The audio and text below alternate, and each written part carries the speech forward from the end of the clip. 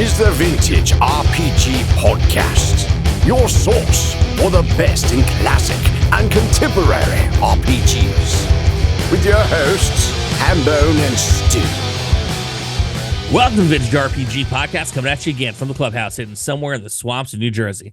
I'm John Hambone McGuire, and with me, as always, is the founder and publisher of Unwinnable. He did not lose to a stuffed animal, but he didn't win the Ennie, Stu Orvad. Yeah, I mean, but I did win because instead of going to the Ennies, I went to the movies and saw Longlegs, and that was a good time. Oh, yeah. Longlegs was something special, right? Yeah, man. Like so much dread, but like also like a surprising amount of like kind of humorous camp. Like I really loved it.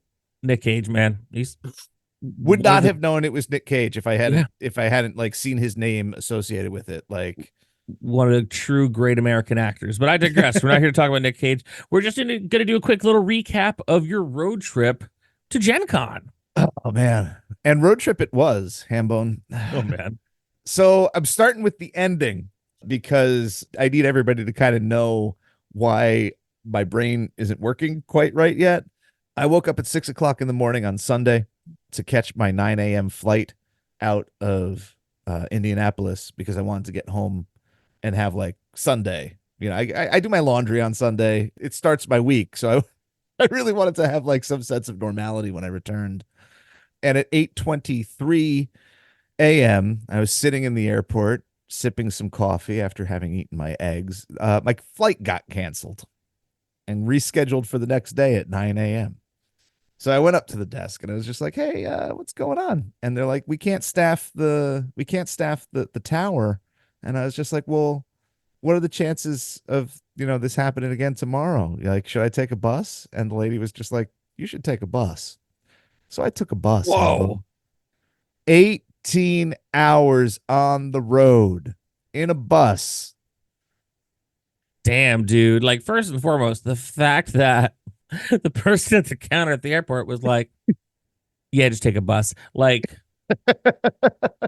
I've traveled a lot in my time, and I've never once had them just lead with just take a bus. They always try to sell you on, whatever. You could have squeezed them for a hotel. They would have probably paid for the hotel, if they had to reschedule for the whole next day. But the fact that you just went fully past, oh, let me see what I can do. Oh, let me book you a hotel, to just take the bus it's very telling about the situation. But go on. Yeah, I mean, there were a couple other factors. Like when they canceled, a couple people were just like, again? And I was just like, oh man, that's not good. And I was going to push for a hotel, but then I was just like, GenCon's still going on. There are no hotels. Like I would have to go to the same shitbox hotel I just left, and I wasn't doing that. I'd rather drive cross country in a shitbox bus. And the main problem was I didn't really sleep that well the night before. So basically I had one really long Saturday that managed to go all the way until Monday. Haven't done that since my 20s. Well, yeah, because sleeping in hotel beds is never like never a great thing. Yeah, it was fine. It was, like I was hoping that the bus would be a little bit more comfortable, but it was overall, it wasn't as bad as it could have been.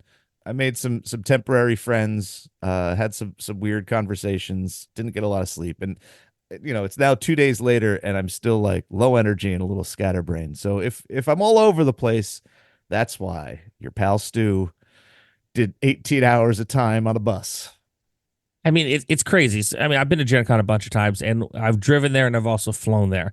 The times I've flown there was interesting because this was like pre-pandemic, several years pre-pandemic, and I was booking the flight and the first class because it's a short flight. It's not a very long flight at all.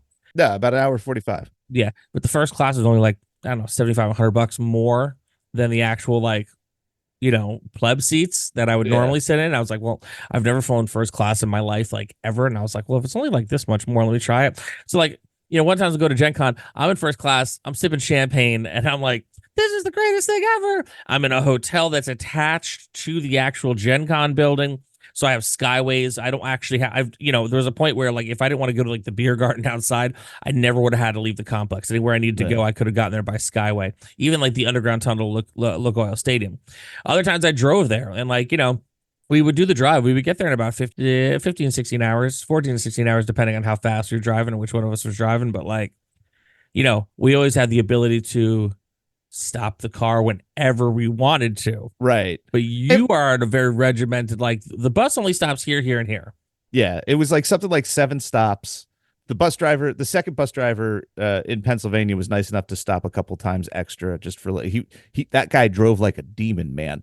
And I kid you not, after we did the King of Prussia right outside of Philly, there was a King of Prussia stop, and a whole bunch of people got off there. And I guess the one baggage cart wasn't closed right, so he tears onto the highway and it opens. Oh, and no. it sprays suitcases all over the highway. Was it your books? No. My stuff was on the other side, but I was on the side where it opened, and I just saw all these bags flying out. I was like, dude, you're losing bags. And then that poor guy had to go out onto the highway and like retrieve them all. Nothing bad happened. All the bags stayed closed. It could have been a disaster. He could have gotten creamed. But like, it was like we're in King of Prussia. We're like an hour and a half, 2 hours away from my destination. I'm just like, don't let this go wrong now. Yeah, I would have driven down to King of Prussia to pick you up, man. I know the area well. It wouldn't have been a big deal. But so you made it home 18 hours later. And now I'm trying to reflect on the convention that was already kind of tired. I find conventions extremely tiring. They're long. You don't eat right. You don't sleep well. And I find just the mere presence of that many people exhausting. Partly just because they move slow, and in walking slow in a convention is actually harder than walking fast anywhere else, I think. 100%. So I'm real tired. And it's like it's all swimming together. So but it was cool. Like, yeah, as you said, the convention center's big, and it's made even bigger by the fact that it's connected to like every single hotel downtown plus Lucas Oil Stadium. Yeah. And like I feel looking back and looking through the program after I got home, I feel like I saw maybe a sixth of the show that I could like reliably report on. There's just so much. Halfway through the show, I had lunch with Lynn Kodega, and they were telling, neat. Yeah, so great. But they were telling us about True Dungeon, like something that I'd never heard of. I've done it. You've done it. All right. Yeah. So like I had no idea that this thing existed at all. But then like they're telling us about the binders of coins and like how the coins work, and it's been going for like 20 years or something. And it's just like this wild, like really niche of a niche subculture has developed around this thing. And it goes to other shows too, but it's just like, wow, just learning new things left and right. Yeah, I mean, it's interesting because I fully agree with you. Like, for those who have been to Gen Con and those maybe who have not been to Gen Con, it's the largest RPG convention there is. And they get like, I think 70 to 80,000 people over the course of 3 days. Whereas like New York Comic Con gets just more than that every single day. And it's impossible to move because you're only in like one spot at the Javits Center, right? Yeah. The flow of 70, 80,000 people over the course of 3 days, it actually flows a lot better. There's space throughout Indianapolis because there's space. Like, unless you are directly in line to be the first in the door of the show floor at 10 a.m., like you're never surrounded by that many people that you couldn't make a quick move and kind of get to a space where you have a little air to breathe, you know? Right. Yeah. Like New York City Comic Con is like 200,000 people, I think. And it's just in one big box. and it is a very tight box. But this is it's a little cooler. That said, I will tell you, I've gone 4 times and I still feel like I haven't seen it all, you know, because it's spread out over so much space and there's so many different things to do. Like each time I went, I would do like some things a little differently to try to experience more of the convention. Yeah. The True Dungeon thing was fun. I've only done it once. I just kind of bought whatever like starter pack they had and I went into the dungeon and you know, you're walking through the dungeon, you have like essentially like coins that like might have a sword on it, might have this, that, and give you like, you know, the abilities to do certain things. And like you kind of slide them down this like this kind of like shuffleboard court. And then depending on where they landed, that like lets you do the thing you need to do. And like, you know, they have like full-size monsters in there. Like at the end of mine, you know, years ago, there was a giant beholder and it looked friggin' awesome. But like, you know, I had a great time. I had a great time doing True Dungeon, but like there is definitely like the culture of people who go again and again and again. and they're buying all these different items. So they're kind of becoming munchkins to go in these dungeons. That's wild. It just like the fact that I had never heard of it. And I mean, there's plenty of other stuff at Gen Con that I'd never heard of too. But this one was particularly well developed and ornate. And I was just like, I love the fact that like it was just this secret from me for so long, and that I had to go to this show to learn about it. Oh yeah. And then Look Away Stadium is amazing, right? Like what they have going on over there. Yeah. My pal Wayne Snyder, who is like co-creator of Inferno Road, DCC sort of Road Warriors in Hell amazing zine. He has a wizard van, like it's a brown van with it's awesome. It's got the great green demon from Tomb of Horrors painted on the back, and it's all like shagged out on the inside with wood paneling and an 8-track player, and they drive that thing onto the field, and then usually they didn't this time, they forgot to schedule it, but usually they run games in it, which is freaking awesome. Oh yeah, it's so badass. Like we encourage everyone to go like look at pictures of it. It's so cool. Yeah, absolutely. I'll probably post a couple of pictures. So that was one of the few people I knew exactly where he was going to be. So I went there, and going into the stadium is super surreal because it's a stadium, and there's a lot of people at Gen Con, but not enough to fill that stadium all the time. So like I used the bathroom, and like I was the only person in a bathroom that could support like 150 people. It's just like, it's kind of spooky. But then you get down onto the field, and it's the football field. We're on like the 40-yard line, and like the Jumbotron's playing ads for nerd stuff. And I'm like talking with a wild-eyed dude with a long beard about demons and swords next to a brown conversion van. Deeply surreal. Like just the way that city becomes like Nerdtopia for 4 days is something to behold. I thought it was going to grate on my nerves. Like I knew that people had hit me to the fact that like the square establishments all sort of like take on like the TVs will have like ads for Magic the Gathering or whatever. The wait staff will wear elf ears or have some other fantasy swag going on. And like, so and like we went to lunch a couple times at the Marriott restaurant, and like they had a special menu that had like nerd words on it. And I thought that was going to be really grating. And it wasn't. It was actually super endearing and like cute. Like I really loved that. Like the normals were trying so hard. Well, it's big money. It's such big money for the town, and it's earnest. It is, but not overbearing. Right. It was super charming, and like you can tell that they don't entirely understand, but they want to, and they appreciate you. And it was just it's just so contrary to, like in the real world, the normal world, when you're talking about role-playing games, like you always get like a look of confusion.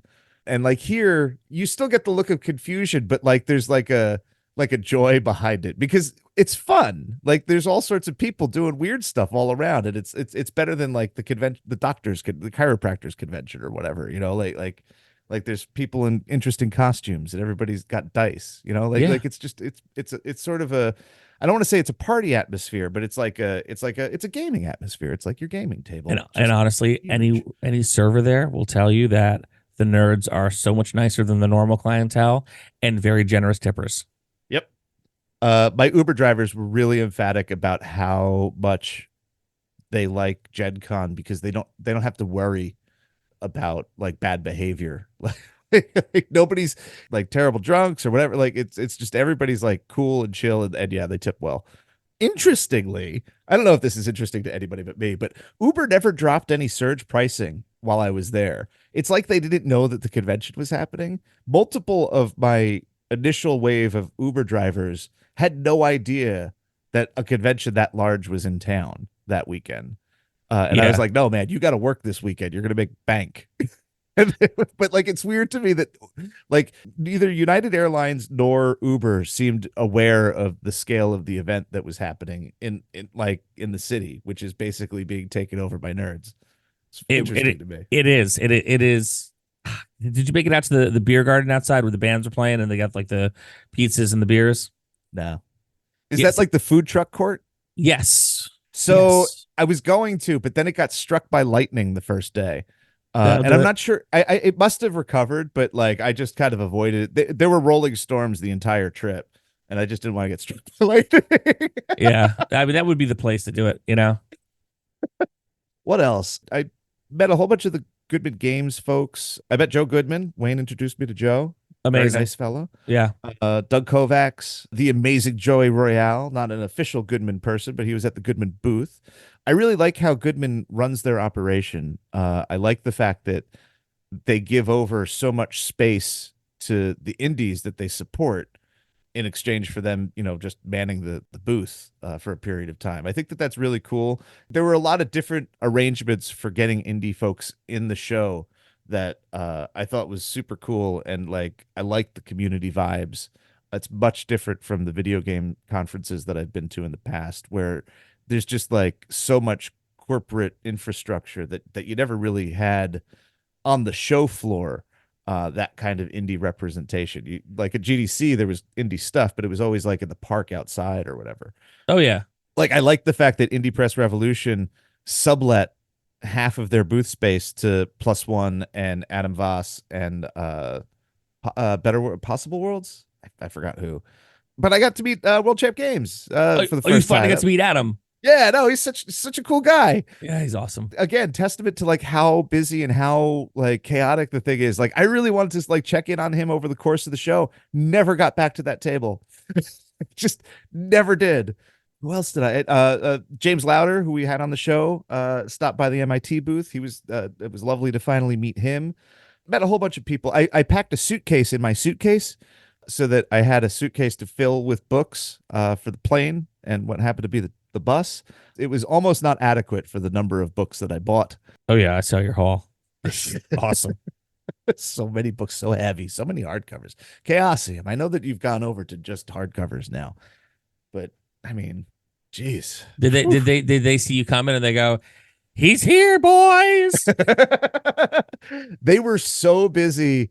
Thursday, so the show was completely sold out all 4 days. Yeah.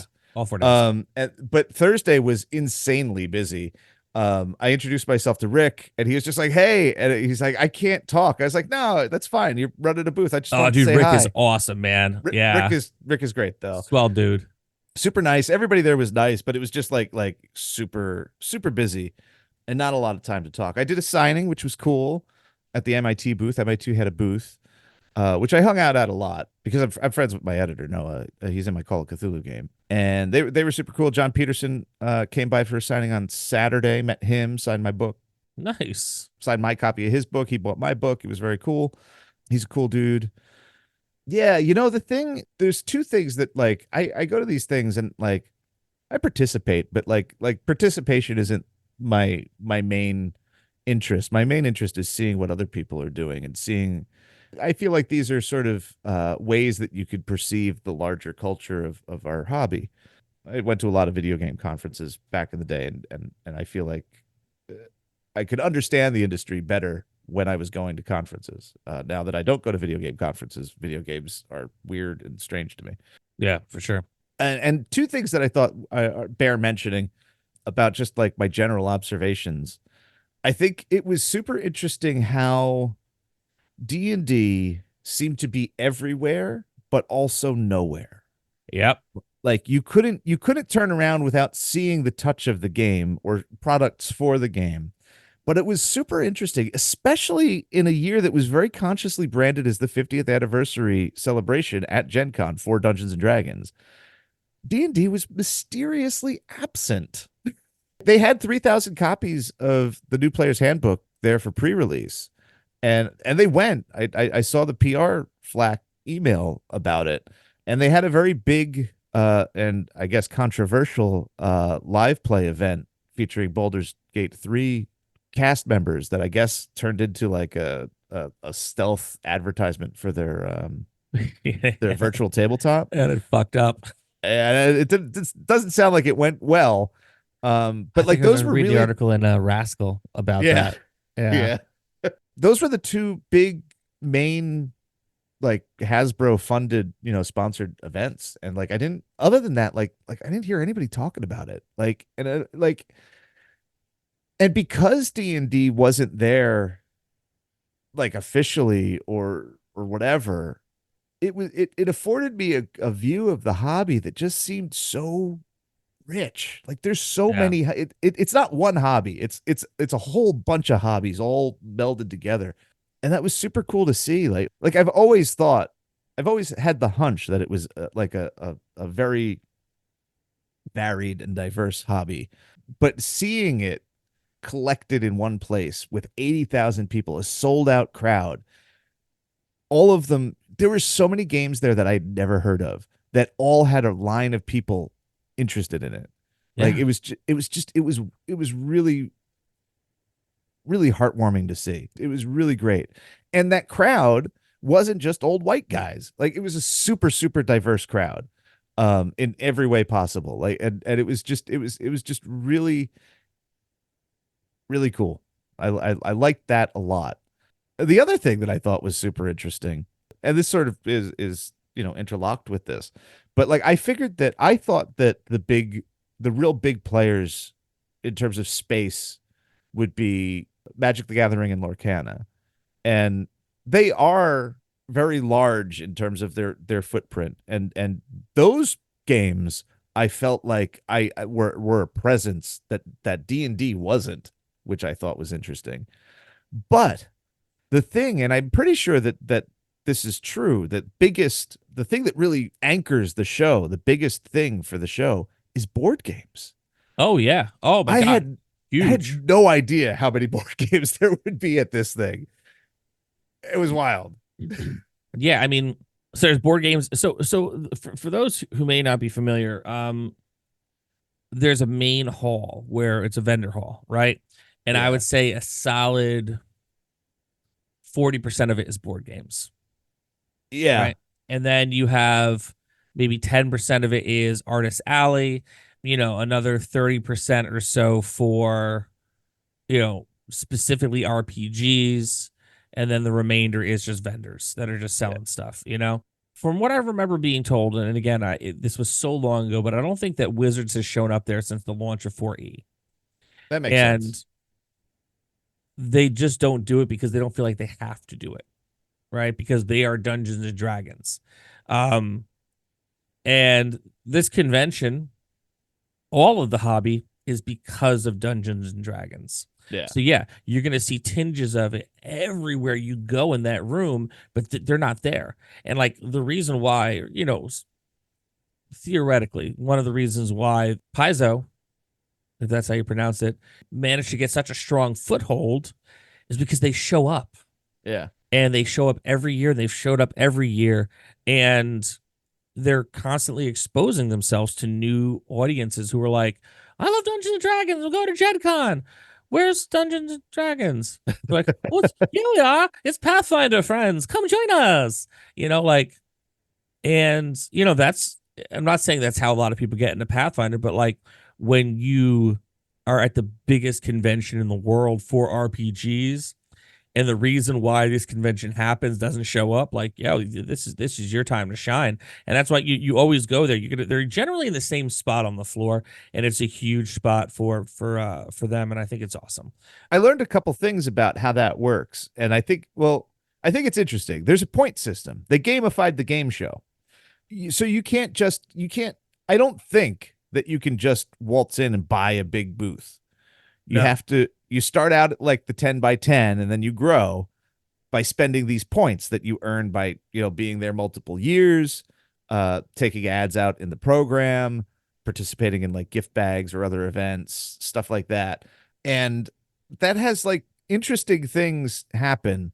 Not all of them good, but like I do think that it gives older companies a chance to maintain a presence they might not necessarily be able to otherwise.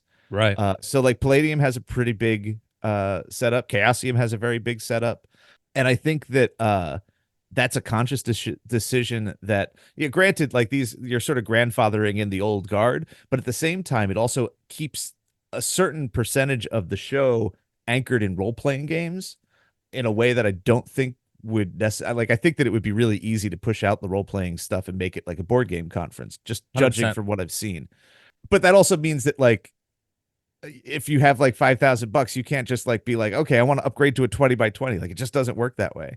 But my personal pet theory is that part of the reason they came up with this, I bet, I hypothesize, is once Wizards left, I think the point system is a good way to keep them out. Yeah. Because I think that without the point system, you could have somebody like Hasbro buy up the entire space or however much space that they wanted and totally dominate the show like they did back in the day. And this way you really do get to see. Now I have zero evidence for this. This is just a hunch. But I do think that you have a more varied and vibrant show without Hasbro being there. 100%.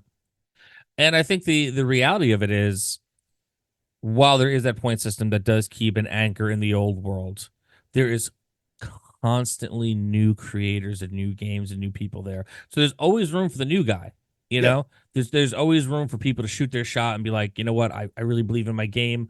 I'm gonna go to the dance. I'm gonna go to the big dance. I'm doing it, and you can get tables. Like, you can be an up and comer and be able to get tables. And there are companies out there that also will help you, you know, branch out and dip your toe into the Gen Con world. And I think that's great. I think, you know, one of the, you know, shout out to Goodman Games. Like, you know, we talk about Goodman Games somewhat often on the show, but they're a really wonderful organization. I know for a fact that I want to say 7 dudes I know had their books at the Goodman table, at the Goodman booth. Yeah. And what an amazing way to have your work spotlighted, than to be at, you know, one of the big spots where people stop and want to check stuff out. So, like, you know, they're good to the indies. They're just good games to play with the DCC, and, you know, good on them. Chaosium too, man. You know, it's funny because I met Rick at GaryCon, which I'm going to say, like, next year, if you're going to go to a convention, if you want to get like FaceTime and actually hang out and talk to people, GaryCon's the spot, you know? Yeah. Because it's more of a magician's handshake convention. If you know, you know. GenCon is great because it's just that constant like hustle and bustle, but you'll never see all of it. You know, even if you go for like 10 years, there's always be something like, you know, oh, I didn't know they do that there. Like, you know, writers panels. They have writers panels as well. You know, it's crazy. Yeah, like it's so big and so varied that at the end, like at a GDC or something, I would go out to like the parties and stuff, or the mixers, and try and meet people and hang out with people. At the end of the day at Gen Con, there's just so much that all I wanted to do was like hole up with my pals and like have lunch or have dinner and go to bed.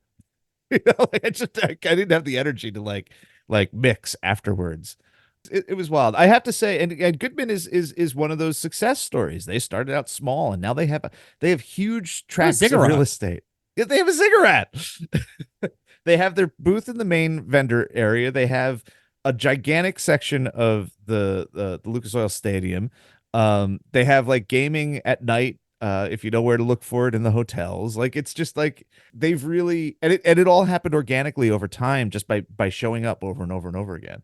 It's cool. It's nice to both be sort of to have some of my suspicions about the hobby confirmed, but also to see a lot of positive stuff about the way things work and the sort of the combinations and how everything has come together in surprising ways that I didn't really realize.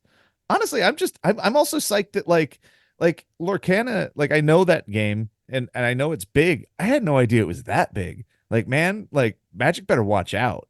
That game is huge. People are really, really hardcore for that game. And it's going to get bigger and bigger. I can tell. It's the mouse. The I mouse know. always wins. Yeah, right. But like, it's like the mouse is winning, but it's like doing it kind of low key. Where I mean, there's so many old heads who are into Magic, so like there's just a bigger conversation about it, I think, in online spaces, but in general online spaces. But like, yeah, like Lorcana, huge, lot, like, I felt that presence again in a way that was more present than actual contemporary Dungeons and Dragons, which is super strange. Yeah, it's awesome. Yeah. So the $6,400 question: would you go back? Oh, I mean, I don't want to travel ever again. Fair play. Fair play. Hey, that bus trip was a lot.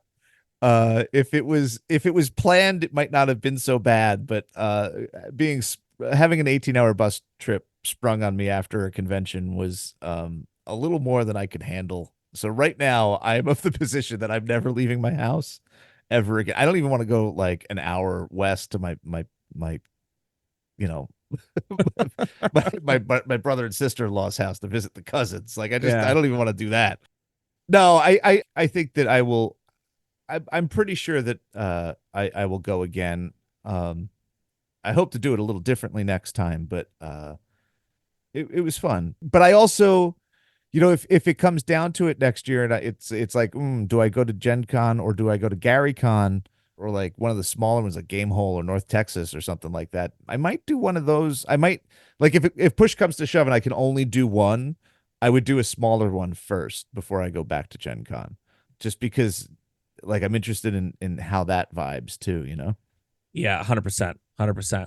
Well, let me tell you, though, dear listener, next year I will be going back to Gen Con because the level of FOMO that I had this weekend, knowing all my homies were at Gen Con, like it took like going to Monster Jam, a barbecue, a day of doing absolutely nothing, then going to see Green Day to kind of get me over like the fact that I did not go to Indianapolis for this run. But yeah, you guys, you'll see us around at cons.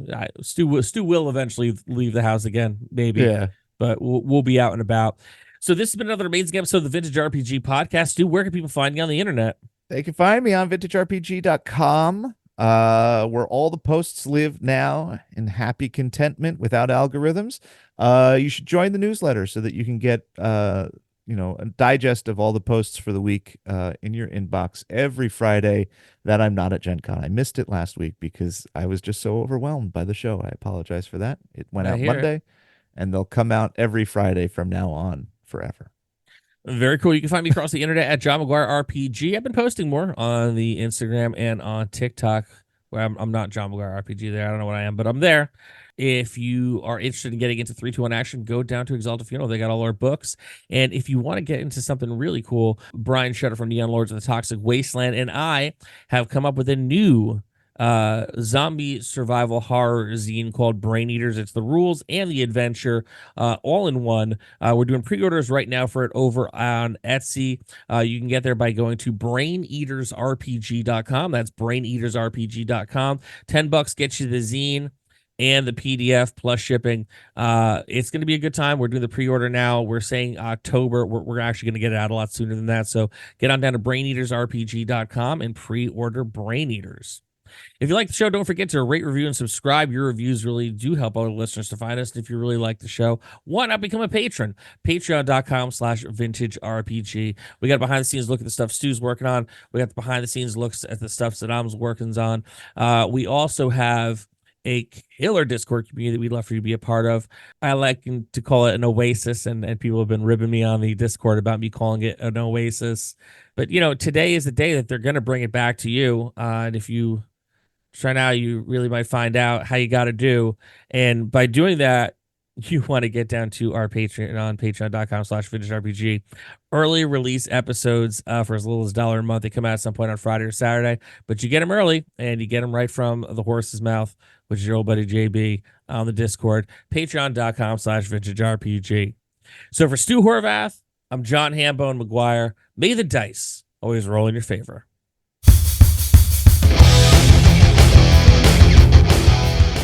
Thanks for listening. Don't forget to like, review, and subscribe to the podcast. Every review helps other listeners to find us. The Vintage RPG Podcast is a ham-fisted production. Music by Dega West. Art by Schaefer Brown. If you like the podcast, you should also consider becoming a patron at patreon.com.